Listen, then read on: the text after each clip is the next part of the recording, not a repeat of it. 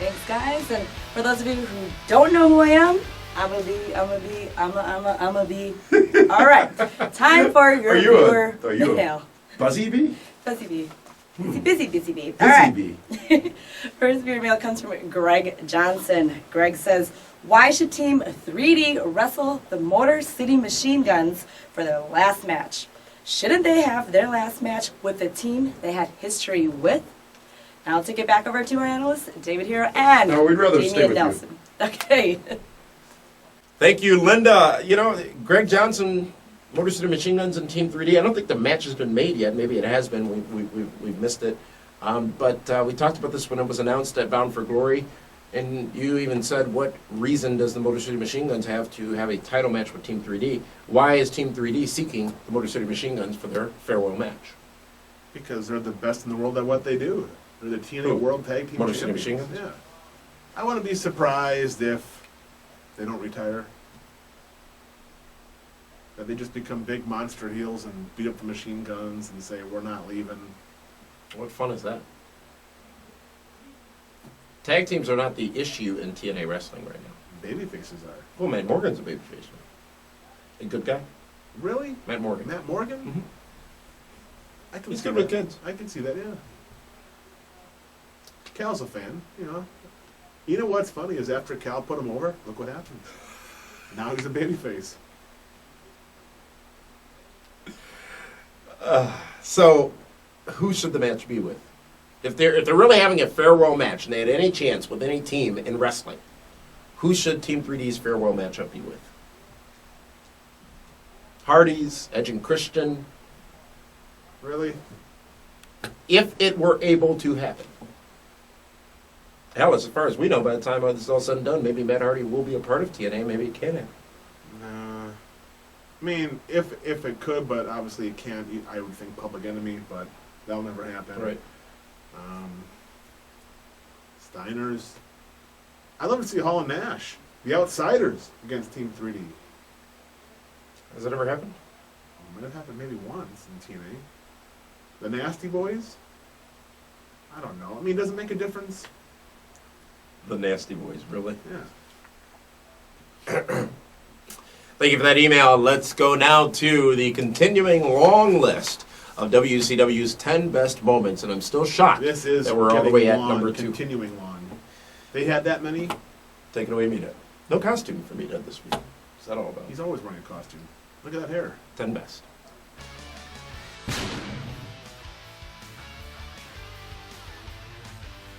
It's time for 10 best WCW moments of all time. We're going to be counting down WCW, WWF, Attitude Era, WWE, and ECW moments. 10 best, number 2. It's been a very extensive list. We are down to the cream of the crop. Number 2, spring 1998.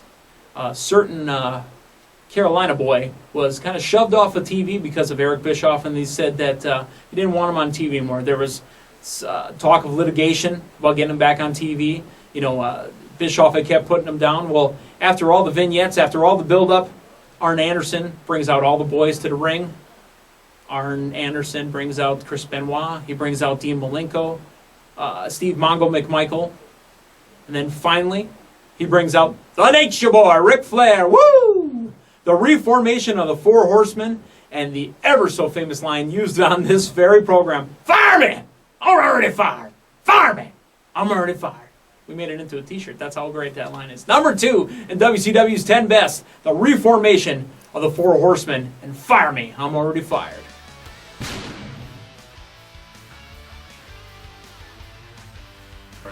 Thank you, Meathead, for this week's 10 best. David Who's Hurl. having a better hair day, me or Meathead? This past Sunday night was WWE's bragging rights on pay-per-view. We saw new tag team champions crowned, and that would be the only title that would change hands. But we saw an excellent wrestling contest between two men who we knew could do it, Daniel Bryan and the best. Stop. Get it. I'll go with your best bumper thing as long as you go along with my DVD. Daniel Bryan Danielson. Daniel Bryan Danielson versus the best. You said you go along with this, now you got to Well, say I didn't say I'd say it. I the said best? Dolph Ziggler. The best bumper in the business today, one of the top stars in the business today, Dolph And let's Ziggler. not forget he's Vicky Guerrero's main squeeze. Absolutely. Excuse me. How about that NXT? Halloween edition of You know NXT this what? past Tuesday. Caitlyn, is that her name? Yeah. She's growing on me. I like her. Maxine's still my pick, but Caitlyn is she's come a long way. The interesting thing, though, and we'll get back to that match in a minute, is this week's NXT was watchable. Not just because we were there live, but it was actually entertaining. Alicia Fox was there. How'd she do? She did great. Did you see how good she looked? How did her diva do? Alicia Fox did great. Always trying to stir the pot over this here. People are saying match of the year, and I always take that with a grain of salt because too many people want to put that claim on a matchup. This was an excellent matchup. This was probably the best match, not probably, this was definitely the best match on the entire pay-per-view show. We saw it again on Monday, and we'll see it again this Friday on SmackDown. These two men put on what they call in the business a clinic. Two guys that work hard, that they just get it. They tell a story. Each match they've told a story so far. A great one. Yes, even the one you're going to see, on SmackDown. Very, very well done. Daniel Bryan Danielson's a star. The crowd, which I think deserves some credit in Minneapolis, started a "This is awesome" chant during this matchup. Something you rarely hear in WWE, and it's very difficult to get a chant like that going at a WWE event with tens of thousands of people there. But this was one where it sort of fit because I think it's been overused. The "This is awesome" chant. Yes, it is overused. No, he is awesome, not this is awesome. What's your hatred? Can we just we're going in depth here. What's your hatred? What's your problem with everybody I like? You don't like Cody Rhodes. You don't like Dolph Ziggler. You don't like The I like Miz. Dolph Ziggler. I think he's great. I don't think he's the best bumper. Who is then? Alicia Fox. In the business right now, the best bumper in the business right now, David Hero. Your true, real answer is Hornswoggle.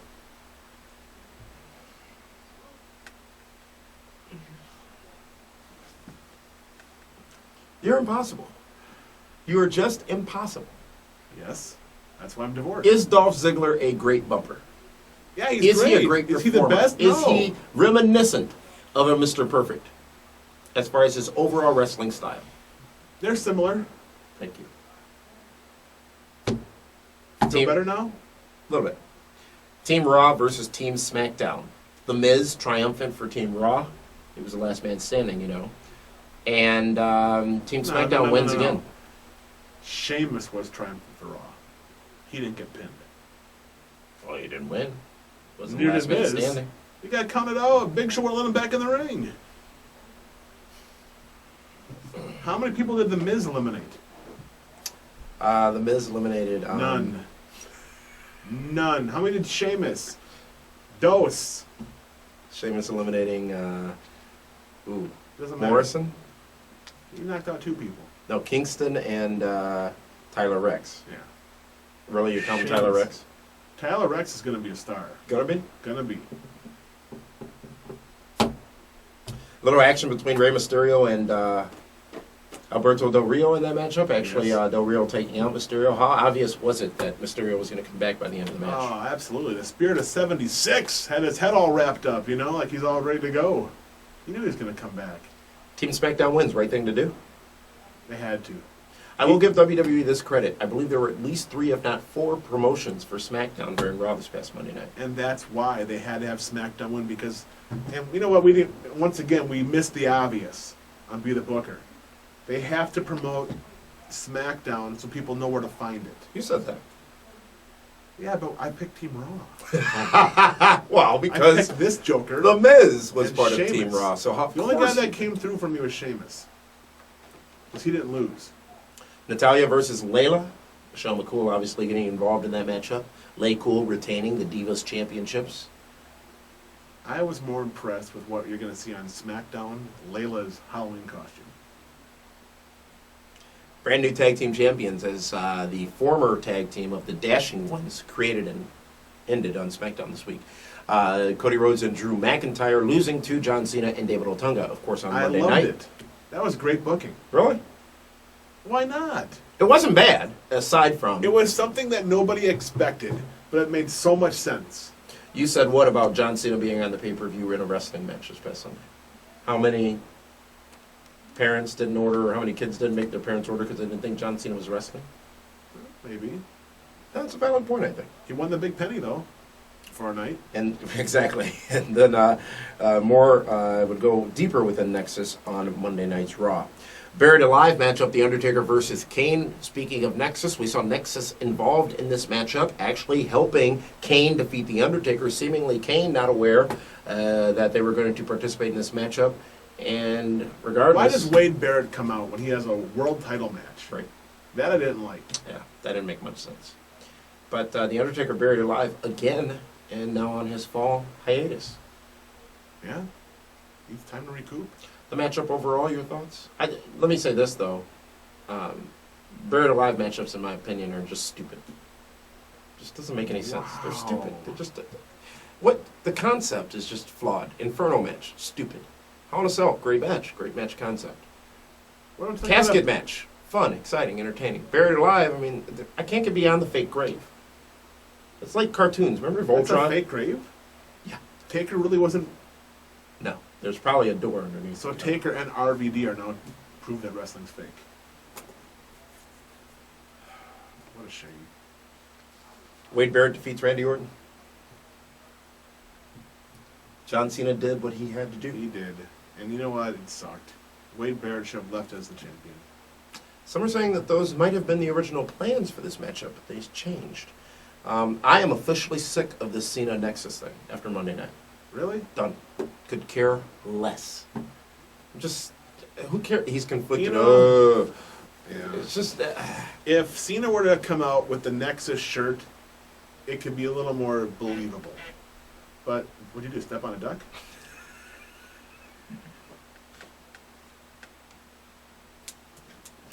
John Cena won't be... He was back to blue, though. The purple must not be selling so well. John Cena. I'm sure it's selling. But they probably really say that they had a warehouse full of blue shirts that they didn't sell yet. Big dilemma comes Survivor Series. John Cena can be out of Nexus if Wade Barrett becomes a champion. John Cena, the special guest referee for that matchup. So John Cena's going to make sure Wade Barrett wins. Absolutely. It's a win-win for everybody but Randy Orton. He'll be Who fine. cares? He'll be fine.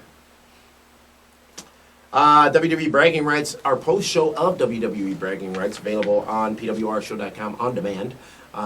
We had a lot of callers who called and gave the passing grade, overwhelmingly so, to the pay-per-view Bragging Rights. However, very panned out there amongst the wrestling critics. I liked it. I liked it until the end. It was a good show. If not for the Ziggler-Bryan match, would it have been a good pay-per-view? Not saying that made the pay-per-view, but... Considering that it almost followed the way we booked the show. Yeah, I liked it. Ted DiBiase also defeating Goldust on WWE Bragging Rights this past Sunday night. David Hero, speaking of bragging rights, several stars in the wrestling business will have the opportunity to have bragging rights of their own as they may be named to a newly formed list. We're introducing the Pro Wrestling Report 100. Yes, indeed, the definitive list of the top stars in the professional wrestling business across all companies. That list will be debuting later this year in December, actually, David Hero. 100 That's not that names. far away. Not at all. 100 names. It'll be an annual list. The 100 biggest stars in professional wrestling. Now, we're not rating them on their wrestling skills. Just it's stars. their stars. Their Star power. sex appeal. Yeah, so you can damn sure bet that this guy... And Alicia Fox will be in the top two. Alicia Fox being one. We're going to have a powwow with the Kaz and Mead and Linda and Rashi and try to Mead? figure out... Oh, I mean, somebody's got to figure out the bottom 10. We'll give him that. But he can't... To put the list together Well, and then... wait, I don't want the Kaz to bring in the Shockmaster and the Yeti. How about that Shockmaster reference on Monday's Raw? Or was it on the pay-per-view? It was on the pay-per-view from Striker. Really? I must have missed that. Not paying attention, right?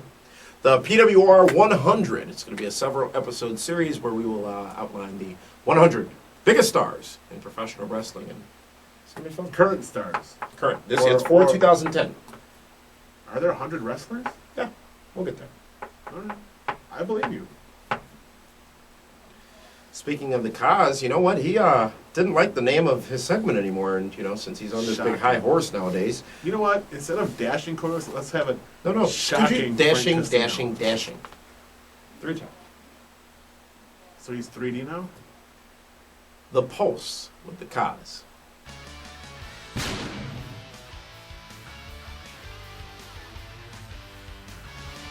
Happy Halloween, maggots. It's the Cabiss. And I'm with Psychowski right next to me. Had enough of the Cause 5. What we're trying to do is make wrestling better. And the way to do that is to get your responses. And we're going to call this segment The Pulse each week. Making wrestling, whether it's TNA, WWE, ROH, anything. Make wrestling better. What upsets me this week? DQs. DQs. That's a problem. No DQs in pay-per-views. You guys spend all your hard-earned money and you get a DQ in a main event, which makes it worse. The whole Wade Barrett, Nexus, Randy Orton thing, I kind of like where it's going, but on a pay-per-view doesn't work. How many times have I told you guys, WWE, TNA, on pay-per-views, have a winner. You can continue stories during the week, but pay-per-views, no DQs. That's all. What? No DQs. Just like Psychowski says here. I'm the Cabiss, and happy Halloween. And see your dentist, maggots.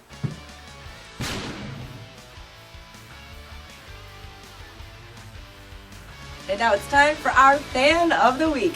This week's fan is Daniel George.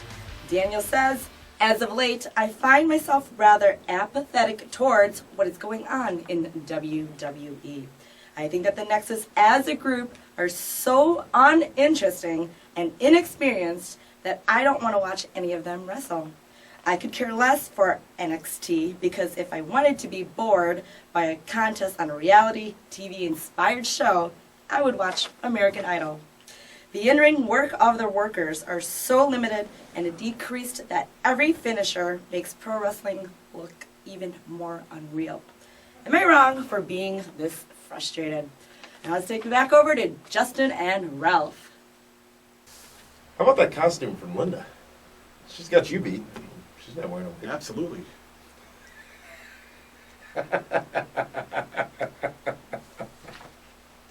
Our fan of the week, Daniel George. There's two A's in there. Daniel George. Wait, Little is- apathetic is towards that like from the WWE. Howard Stern movie? I never saw Private Parts. WNBC. Is that where you're getting that from?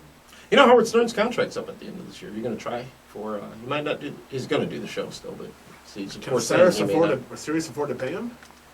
Yeah, they're fine. Okay. It's all stocks. Write-offs and stuff.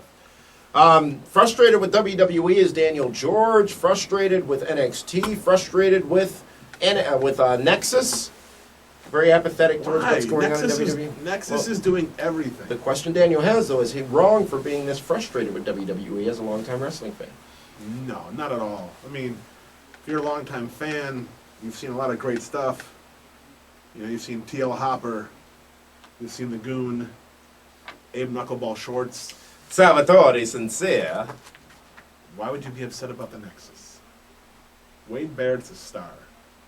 Husky Harris. Hey, how did Cabal do? How's he doing right now? He's on SmackDown. How did he do at the tapings on Tuesday? He barely lost. Jack Swagger. Oh, Swagger's. So he may have won, but the real winner, Husky Harris, and the Nexus. I'm not spinning it, I'm just being real. I can eject you, you know. That's fine. If that makes you feel better, by all means. I ejected Vicky and Dolph on Monday. I saw that. That was awesome. You just, that was Tuesday, by the way. That was Monday. On Raw. Was it?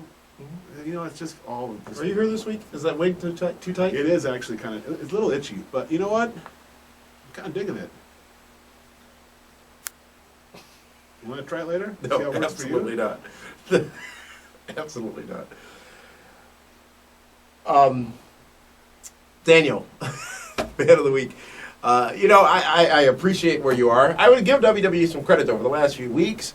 I think they've made their product a bit more intriguing. This John Cena thing, this Nexus thing, Dolph Ziggler and Daniel Bryan's matchups, and some of the big things going on over on SmackDown has certainly made the product a bit more intriguing. However, as we talked about earlier with the buy rate for No Night of Champions and their overall business, Raw, I think, got a 3.07 this past Monday night, which is horrible, but certainly lower than where it's been in at the heights of WWE. It's easy to be frustrated, but what's also very difficult to do is to just sit back and enjoy the product. Even in the best days of professional wrestling, whether it had been Nitro, whether it would have been Raw, there was a bad moment on each of those shows each week. It wasn't balls to the wall for 2 hours or 3 hours, even in the case of Nitro. Yeah, but the good moments were 10 times better than the worst. True. So you more easily forgot those worst moments. Thank you for that email, and thank you for being fan of the week, or at least Linda selecting him to be fan of the week. David Hero, TNA Impact this week. Saw a big matchup announced for TNA Turning Point on pay-per-view. Ken Anderson out. He's concussed. He is concussed. He's not doing very well, people. He's not very And, pleased. well, he shouldn't be, because it wasn't supposed to be that way. Here we go. I'm confused on the Turning Point main event. Well, he's a babyface now. I don't think that there's enough emotional investment for the fans to want to see that yet. You know what I'm saying? GLCW Blizzard Brawl 6 coming up December 4th. I think now we have that's some a fan investment. big announcement here, though. We have determined who the Lifetime Achievement Award winner for 2010, joining Bobby Heenan, who received the award last year for the Pro Wrestling Report Lifetime Achievement Award. This year, Axe and Smash of Demolition will be presented with the Lifetime Achievement Award. Yes. Some would say one of the greatest tag teams in the history of professional wrestling, and their honor will be achieved as part of the 2010 Pro Wrestling Report Honors Ceremony this year. Axe and Smash of Demolition, the recipient of this year's Pro Wrestling Report Lifetime Achievement Award. And David, in conjunction with all of those festivities, Blizzard Brawl 6 on December 4th. Big names: Gregory Holmes, Ken Anderson, Serena. Well, we can call him Hurricane. Well, Holmes. until I had interaction with WWE Legal this week, by the way. Again? Again. Well, you try to pass yourself off as one of the referees. Get you in trouble. Mr. Anderson, you got Serena versus ODB versus Tracy Brooks. You got Is that a three-way dance? Well, that's a three-way, absolutely. Then you got Demolition. Here comes the Axe! Here comes the Smasher! We're Demolition! No, they're A Demolition. walking. They're Demolition. Go ahead. Demolition against Beefcake and Valentine. See, he taps. See what I'm doing? See, he You taps. position. No, it's Rhino against Al Snow. It doesn't get much better than that. BlizzardBrawl.com. Of course, the Kaz will be there. He'll be managing somebody. He's the undefeated manager of Blizzard Brawl. And this guy, Damian Nelson, have we found a job for you yet? Can I ref a match? I mean, I got the gear. Yes. I'll take a bump. Uh, Actually, really? I will be a bump-free ref because I know where to be in the ring to avoid getting taken out. And you know what? There's a possibility that someone who retired a year ago may be making their return to GLCW Blizzard Brawl. Could be interesting. Oh. An unretirement in wrestling? Does that Yes, happen? it happens every once in a while. You know what I've been doing lately, because it's just so great? Watching a lot of old Ric Flair stuff. I don't think... Is there anyone, aside from maybe The Rock, who was just more overall entertaining in everything they did than Ric Flair? No. I mean, he No. is, I think, insane. In a good way. I mean, he's just... The one thing I can't find, though, is it was... And hopefully Bobby maybe... Heenan was very entertaining. Oh, there you also. go. Yes, you're right. You're right. So that's a league of its own. Bobby Heenan, The Rock, Ric Flair. You're not going to throw the Pope in there while you're at it? No, Wow. it's not in that league. Look at you. That's about it. Even as good as Hogan was, he was never that Entertaining, yeah. The Crusher? Maybe. I mean, we can't go that far back. Yeah, You know? then it gets complicated. The one thing I can't find, though, that Ric Flair Roddy did, it Piper. was... Ah, yeah, that's 4. We're creating a list here, and we didn't even. That's not here. No, it's not. We're not supposed to be doing that. Well, you see, Frank's gonna get all upset again. you know They what? attacked I Hogan. got the suit on. I'm not worried about that right now. They attacked Hogan on Nitro once, and Flair comes back marching to the broadcast position, and he sits down, puts the headsets on, and starts playing with the papers, tapping his arm on the table. You know, like he's the Doing commentator. his impersonation. Hello! This has been the Pro Wrestling Report Prime Time. Thank you very much for tuning in. Happy Halloween.